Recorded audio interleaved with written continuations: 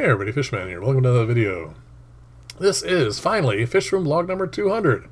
You're going to get the full tour today. I'm sorry this took so long in the process, but you know how it is. You're never happy with how everything looks, and something will get a little dirty and figure you'll clean that up. But anyway, I figured enough procrastination. I'm going to show you all the tanks. Some of them obviously still need some work, like that filter up here in the 7-foot Hat Borlei and OB Zebra Grow tank. I haven't cleaned it yet. It needs to be done, of course. I will eventually get to all these things, of course. This is my breeding colony for OB zebras, and ever since I started doing all this cleaning, they've been doing a lot of breeding, as you're going to see, because there's a lot of tanks with fry in them.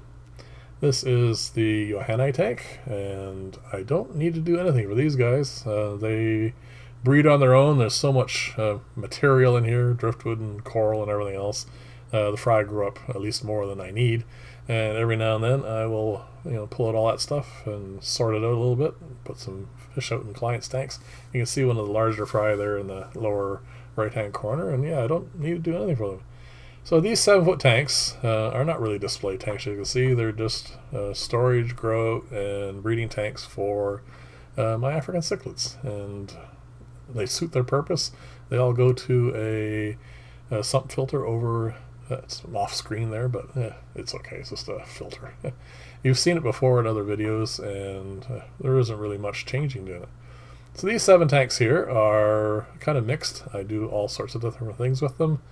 This used to be a large bog filter, but I've taken that all apart now.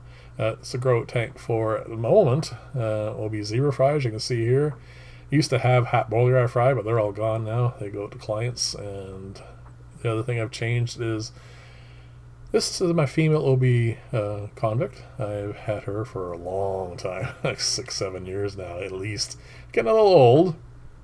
And she was over in the African cichlid tank with her mate, but unfortunately he got killed, and I decided, as you can see, there's a big male zebra there. A big normal wild type convict there, and I'm hoping they're going to get along, and I'll get another batch of fry out of her before she gets unfortunately too old. These are more OB zebras. Like I said earlier, they do a lot of breeding. These guys are all going out probably next week. I have a tank for them, and they wanted some smaller fish, and they're perfect for their size for that for the moment, and I'll toss all of them in there. As you can see, I have not yet restarted my hatching of brine shrimp.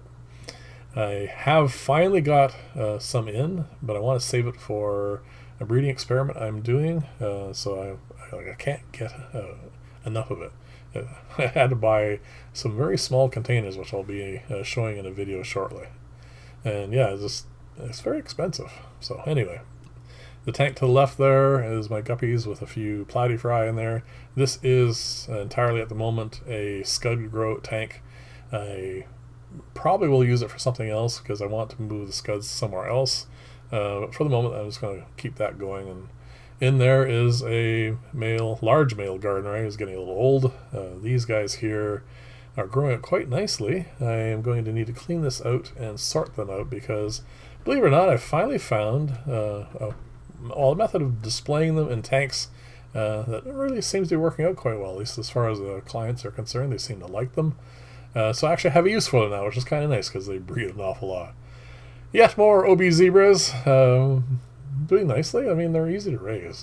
There's no trick to it. These are some of my angelfish. I am in the process now of starting to sort them out a little bit. I want to do a bit more breeding for these guys. They live a long time and they grow up quite well, but every now and then. My biggest problem, I should say, with almost all of my breeding projects is I tend to breed a bunch, and then, I don't need any more for a while, so I stop breeding them, and I have a tendency sometimes that I end up running out of, viable breeding stock. Not so true with guppies, as you can see. There are guppies everywhere. This is actually a really good colony. I like the colors in there. This one here is not as successful, but there's some nice fish in here.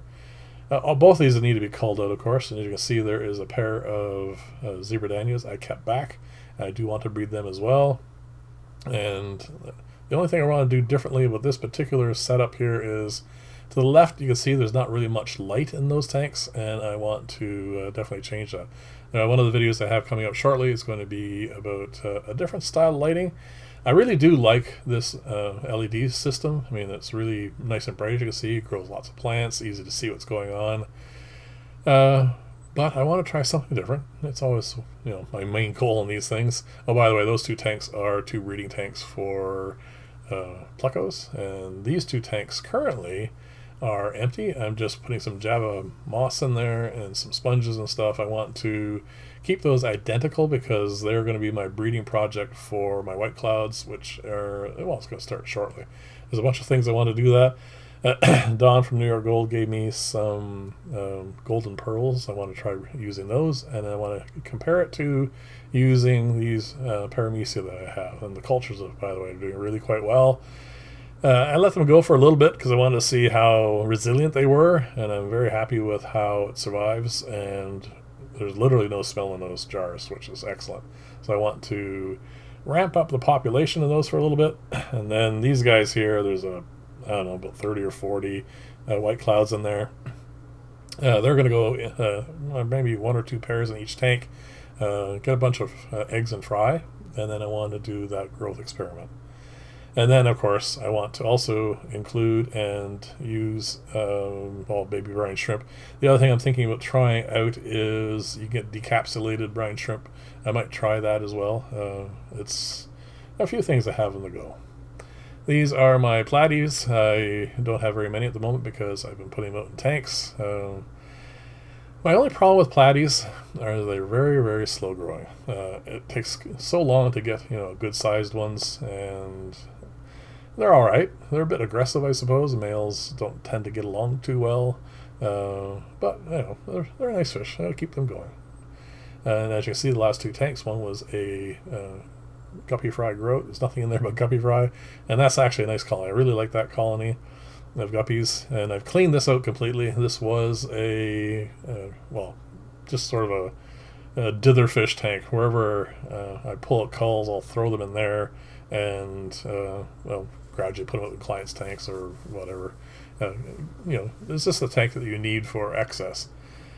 This tank here used to have a lot more males in it. I pulled out a whole pile and put them in a client's tank, which is, keep my fingers crossed, hopefully going to work out really quite well because I have a few places they can go. And as you can see here, even though I've been procrastinating on breeding these guys, those are my Cory catfish. They are actually breeding on their own anyway, so there's a whole pile, not a whole pile, there's a few fry in there. So I do want to set those up so I can actually grow a few more. And as you can see, my war on duckweed is never going to be over. Every now and then I just find 1 or 2 leaves, I pull them out, and they just keep coming back. And this is really nice. I like the watercress. It's growing well. As you can see, there's tons of roots in there. I put in just 1 guppy here. It was actually down in the cull tank, but I decided, you're kind of nice. So I put them up in here, and I'm going to start a guppy colony in there as well. And the final tank, here you go. This is just the standard guppy tank. Of course, there's a bunch of red crystal shrimps in there as well, and of course cherry shrimp. But this is mostly where I grow up, mostly cherry shrimp. And this is the ugliest tank I have. This is my pleco breeding tank. It does what it does. Cranks out plecos for me, which is really good because I need them for all my clients. So there you go. Hope you enjoyed that. This is my entire fish room. Thank you for watching. Leave comments. Let me know what you think about all this, and I'll see you in the next video, and bye for now.